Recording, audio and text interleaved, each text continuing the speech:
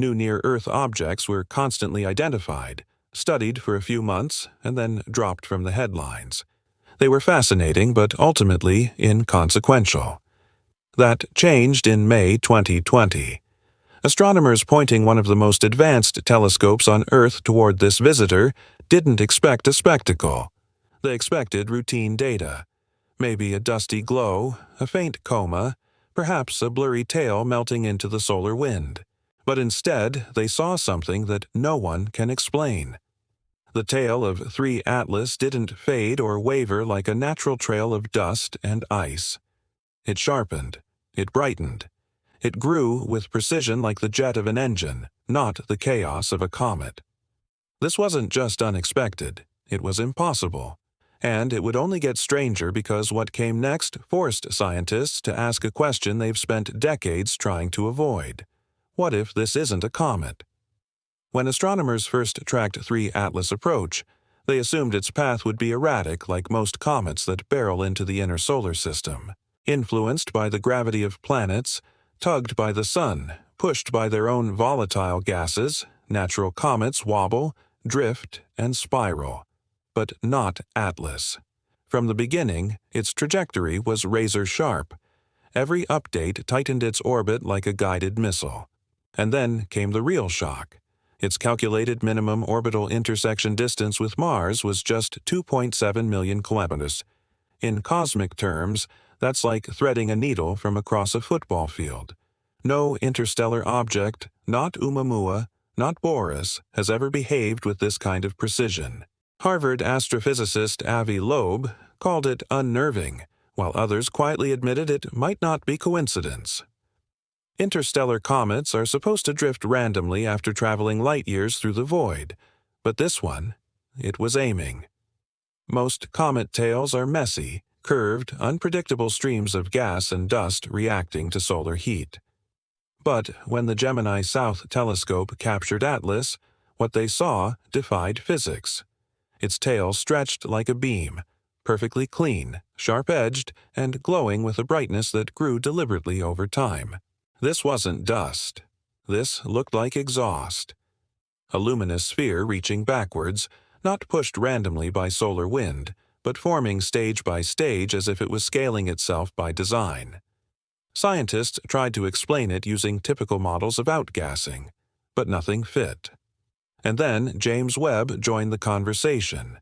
When the James Webb Space Telescope focused its instruments on 3I Atlas, it detected something astonishing. A 350,000 kWh plume of carbon dioxide erupting from the object. That's nearly the distance from the Earth to the Moon. But even more puzzling was how this plume behaved. The solar wind should have compressed it. The gas should have dissipated much earlier. And yet it didn't. It held its shape longer than any natural model could predict while still being too short to justify the motion. It was a contradiction. Too big to be normal, too small to justify the motion. That duality led researchers to one terrifying conclusion. This wasn't just a chemical reaction, it was controlled activity. A natural comet doesn't create stable propulsion like plumes while keeping a precise trajectory. Something else was happening. Just when scientists thought they had time to understand the object, another shock arrived. Spectral analysis revealed that 3I Atlas wasn't just icy. Its nucleus was coated in nickel, but not just trace amounts. The levels matched those used in industrial alloys, the kind humans build spacecraft from, the kind designed to resist corrosion, reflect sunlight, and maintain structure under heat. No comet ever observed has shown such a signature. It's not just rare, it's impossible. If 3I Atlas were natural, that much metallic content would cause instability, wobbling, even disintegration under stress. Instead, its core remains perfectly stable, bright, controlled, almost reinforced. And now the question is no longer scientific. It's existential. As 3 Atlas approached Earth, something shifted in the scientific community. The attitude transformed from detached curiosity to immediate concern. Normally, new comets are celebrated by astronomers and ridiculed by the media. This time, no one laughed. 3i wasn't a joke. It was a harbinger. If this object wasn't natural, if it was a sign of technology, what else was out there? How many eyes were watching? And then the proof came in a quiet paper buried deep within the journal Icarus. 3 images captured by the SOHO spacecraft seemed to show a monolithic shadow moving alongside the comet. Images that were years old, archived, never studied before because they weren't relevant. But now, no one could ignore them. The photos weren't artifacts or flaws. They showed a huge geometric structure drifting with the object. Something large, consistent, and unnatural. And that was just the beginning. When 3i Atlas was monitored for rotational data, scientists expected a tumbling, erratic spin, the typical motion of a comet that's been shaped by ancient impacts and thermal erosion. But 3 Atlas doesn't tumble. It rotates perfectly, not just in speed, but in axis alignment. The object completes one full rotation every 26 hours, synchronized almost identically with the rotation period of Earth. Coincidence?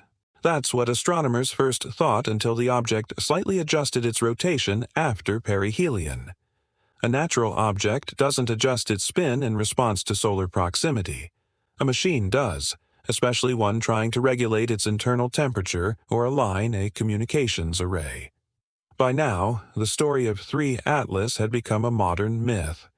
All eyes were trained on it, tracking its path, monitoring its changes. And then it vanished. Behind a wall of sunlight, it disappeared from view, cutting off transmissions, hiding from our sight. It was gone for 3 months, leaving behind a whisper of doubt. Had it been a trick of the light? Was it really a comet after all? Then it re-emerged, bigger, brighter, more defined than before, and now it began broadcasting in earnest. Solar observations showed something strange.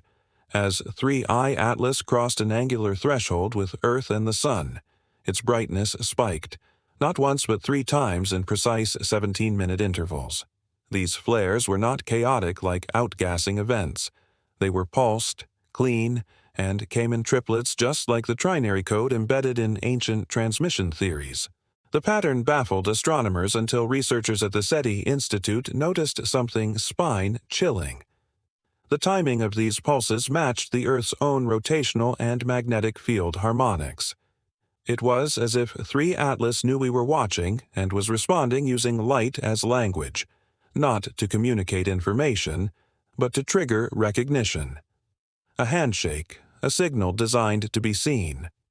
As the tail of 3 Atlas grew longer and more defined, high-resolution imaging revealed something even more bizarre: spiral structures embedded within the stream. Dust and ice are supposed to scatter randomly, but this stream showed precise helical curves repeated over hundreds of kilometers, almost like the threads of a massive screw or the trajectory of directed exhaust. Astrophysicists attempted to simulate this effect with models of rotating jets, but nothing could replicate the consistency. And then it hit them. The structure mirrored the golden spiral seen in certain types of propulsion exhaust on Earth-based spacecraft. The same spiral found in natural fractals. The same pattern encoded in Voyager's golden record. It wasn't just a shape. It was a signature, a declaration. I am not random.